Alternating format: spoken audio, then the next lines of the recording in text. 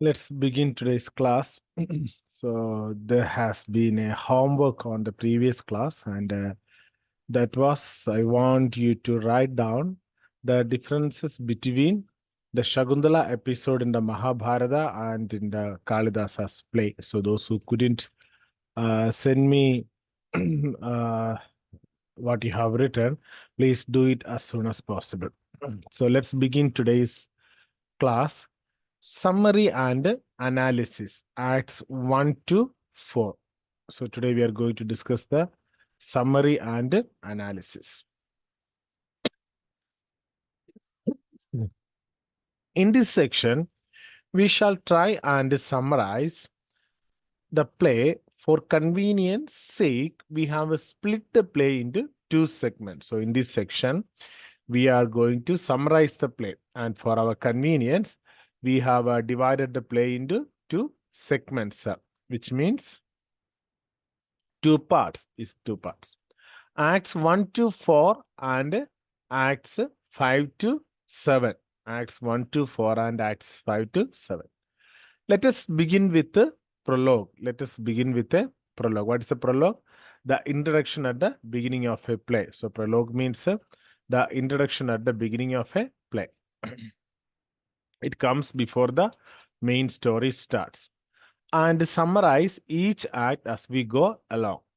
Needless to say, we hope everyone has read the play by now. So we expect you or the IGNOU team expect that you have already completed the reading of the portions, the reading of the play.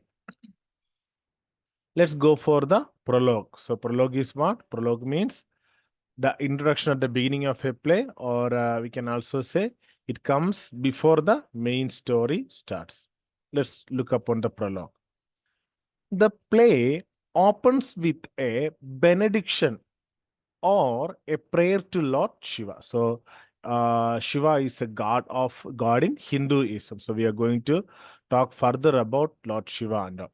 The play opens with a benediction. So what do you mean by benediction? A prayer or blessing at the beginning of a play. So benediction means a play. Benediction means a prayer or blessing at the beginning of a play. So it's a classical play. So in the classical play, wherever it may be, at that time there were lots of what we can see in the classical plays, or we can see a lot of faith, or we can see a lot of devotion in the place. So here again, we can see a prayer is offered, or a benediction or a blessing is or the play is beginning with a prayer to the Lord Shiva or a prayer to Lord Shiva. So let's discuss more about the Lord Shiva, as Lord Shiva is the Lord in Hinduism. Lord Shiva is one of the most important gods in Hinduism. So in the Hindu religion, Lord Shiva is one of the most important gods in Hinduism. So we can see Brahma, the creator, Vishnu, the preserver, or the Lord Vishnu, the preserver, the Lord Shiva, the destroyer. So these are the three different gods, or three different lords in the Hinduism who are on the top level. So Brahma, who is the creator, Vishnu, who is the preserver, Shiva, who is the destroyer. So the first line goes like this. Let me just, there are so much explanations needed, as it's has deep meaning line by line. That first creator of the creator. So that is the first line. That first creator of the creator. Now see, that means here, that means it refers to a supreme divine being. So it's pointing to the Lord Shiva. So here that means it is referring to a supreme divine being. So here it points to the Lord Shiva. That first. So what do you mean by the word first here? So first means original or before everything. So here it says Shiva is an eternal existing. That means he was from the beginning. Then it says creator of the creator.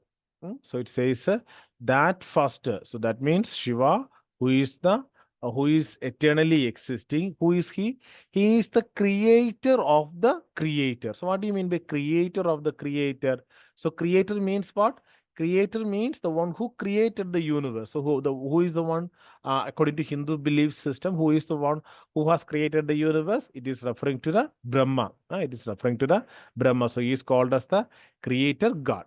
So the first creator of the creator. So Lord Shiva says Lord Shiva is the creator of the creator. So it says he is the one who has created the Brahma.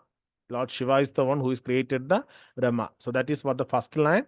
So not everyone believes that. It is the Shaivite tradition where people in that tradition people believe that Brahma was also created by Shiva, and there are so much other thoughts and beliefs on that. Okay, let's focus on this one. So this first line says the first line says that first creator of the creator. Creator means Brahma. So here it says that Shiva is the creator of the Brahma. That bearer of oblations offered with holy lights. That means here again it is referring to the divine being, pointing to Lord Shiva. That bearer, that bearer of oblation. So what do you mean by bearer? Bearer means one who carries or receives or accepts. So a divine receiver of offering. So it's talk about Shiva who receives the offering. So it talks about the Lord Shiva who is the one who receives the offering of oblations offered with a holy rite. Of oblations means what? Anything that's offered in fire rituals. Anything that is offered in fire rituals. How offered with holy rites. How it has to be offered? It has to be offered with holy rites. So the whole line meaning is the divine being who receives the sacred offerings made during religious rituals. So that is the meaning of the second line. The divine being who receives the sacred offerings made during religious rituals. Third line, that one who utters the holy chants. So let's go line by line. It will take a lot of time. That one who utters the holy chants. What does that mean? The divine being who speaks or embodies the sacred chants and mantras. So it's believed that it is Shiva who speaks or embodies the sacred chants or mantras. It is he, according to Hindu belief system. It is Shiva who is the one, it's we can say he speaks or he chants the mantras. That's the meaning of the third line. So first it says that he is the creator of the creator. Then he bearer of oblations offered with holy rites. So he receives the offering that are offered according to the ritual. And thirdly, he utters the holy chants. Those two that order time. What is that? The fourth line means those two. Those two means it refers to the two important natural forces. It could be the day and night or sun and moon that order time. So what does it totally means? The two, that is a day or night or sun or moon, that control and organize the flow of time. So that means he is controlling the day and the night. That which extends word pervading. So that which extends means that which spreads everywhere. So he is telling that Shiva or his presence is spread everywhere and is pervading. What do you mean by word pervading? So it spreads everywhere. So divine power that spreads everywhere and is present throughout the entire universe. So the author is telling his presence. He is a worshipper of Shiva, right? So he is telling his presence is present throughout the entire universe. in which in which sound flows impinging on the ear. In which sound flows impinging on the ear. You know, the divine presence in which sound travels and the sound reaches our ears, that which is proclaimed at the universal womb of seeds, that which is proclaimed at the universal. So what is it? That the divine power that is known as the source from all life and creation begins. So he is telling, from this divine power all life and creation begins. This, from this divine power all life and creation begins. So we know, in each belief system, in Hinduism, according to the Shaivite, they believes that from Shiva everything originated. Maybe in Christianity or in Islamic faith, in Christianity they believe that, from God created everything, and even in the Islamic faith, same God created everything. So here it particularly say that. Or here it says that from Shiva, everything has been created, that which fills all forms that breath with the breath of life. So then what is he telling? The divine power that exists in all living beings and gives them life. So it's been believed that it is the Lord Shiva's divine power that is existing in all living beings, and is giving them life. May the Supreme Lord of the universe, so may the Supreme Lord of the universe, who stands revealed in these eight forms, perceptibly, perceptible, preserve you. So, what is it saying? May the Supreme God, who is present in all these visible forms of the universe, protect and bless you. So, what are the different forms he is visible? Yeah, he is visible as water, fire, the priest, sun, moon, space, earth, air. So in these all different forms, he is visible. So let's read the prologue once. The play opens with a benediction or a prayer to Lord Shiva, the first creator of the creator, that bearer of oblations offered with the holy rites, that one who utters the holy chants, those two that order time, that which extends world pervading, in which sound flows impinging on the ear, that which is proclaimed the universal womb of seeds, that which fills all forms that breath with the breath of life. May the Supreme Lord of the universe, who stands revealed in these eight forms, perceptible, preserve you. So the eight forms: water, fire, the priest, sun, moon, space, earth, and air. So it is very clear that Kalidasa was a strong devotee of Lord Shiva. Even though he had devotion to other gods, he was strongly devoted to the Lord Shiva. The invocation follows the epic tradition,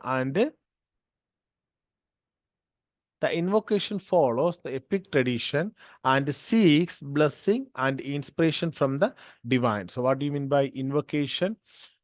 Calling upon God for blessings. So here first in the beginning portion itself, we can see a call. We can see lines where pray to God, in which blessings are being asked from God, calling upon God for blessings. This invocation follows the epic tradition, like in the Ramayana and the Mahabharata. When you study, we can see such prayers being offered to God. So this invocation follows the epic tradition and it seeks blessing and inspiration from the divine. And what is also seeking?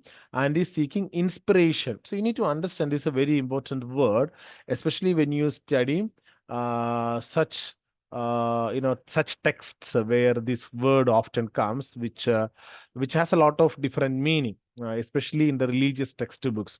So inspiration here, it is not something that you are getting inspired. It is something like a source or creative or divine idea that helps a writer create a work. So a source of creative or divine idea. So they believe that they are receiving these thoughts and ideas from a divine being. Okay, so even the Bible is believed by Christians as being inspired by God. Even the Quran is being believed as inspired by God. So here again, he believes it's been inspired by God. So something like he receives an inspiration for writing this. Inspiration, so that means a source of creative or divine idea that helps a writer creative work. The invocation follows the epic tradition and seeks blessing and inspiration from the divine, thereby sanctifying the place. So, because it's been inspired, it is something holy or pure. So, it's not something unusual one, but it is a holy one. It's a pure one. The Sutradhar or narrator or director then addresses the actress' wife, introducing in the progress of the dialogue the play being performed for the audience. So let's see what it's saying there. The Sutradhar, that means the narrator or the director, speaks to the actress. The Sutradhar or the narrator or director speaks to the actress, and through their conversation, the play is introduced to the audience. So, through their conversation, the play is introduced to the Sutradhar or narrator or director then addresses the actress wife, introducing in the progress of the dialogue the play being performed for the audience. So that means the Sutradhar, the narrator, director speaks to the actress, and through their conversation, the play is introduced to the audience. The narrator or director deftly moves to presenting the hero or nayak of the play, the King Dushyanta, as the later arrives on stage in full hunting regalia, chasing a fleet of antelope. What does that mean? The Sutradhar smoothly brings in the hero, King Dushyanta. Who is the hero? King Dushyanta.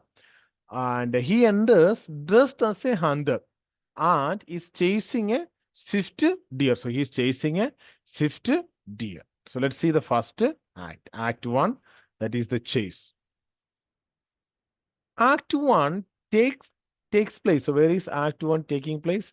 uh, Act 1 takes place in the forest on the foothills of the Himalayas and moves to the hermitage of the great sage Kanva by the river Malini. So, Act 1 is taking place in the forest on the foothill of the Himalaya and moves to the hermitage of the great sage Kanva by the river Malini. The King Dushyanta appears, followed by his charioteer. So the King Dushyanta is appearing, and his charioteer is there. They are in the hot pursuit of a deer. They are trying to, they are behind a deer, specifically a black buck. So black buck is a sacred animal, yeah, which is a sacred animal. Dushyanta is stopped in his hunt by an ascetic who reminds him of his duty. So immediately Dushyanta he was so focused on killing that deer, and he was behind the deer, but he was stopped in his hunt by an ascetic, a holy man, and he is reminding his of his duty. Who is reminding? The ascetic is reminding King Dushyanta of his duty. What is his duty? His duty is not to destroy but to preserve. His duty is not to destroy but to preserve. That is King Dushyanta's duty. King Dushyanta enters a peaceful forest hermitage while hunting a sacred deer. But a holy man stops him and reminds him that as a king, his duty is to protect, not harm. This deer is of the hermitage. O king, he should not be killed. No, no, do not strike him down. How fragile the life of this deer. How cruel your sharp pointed arrows, swift winged. Never should they fall on his tender frame, like tanks of flame on a heap of flowers.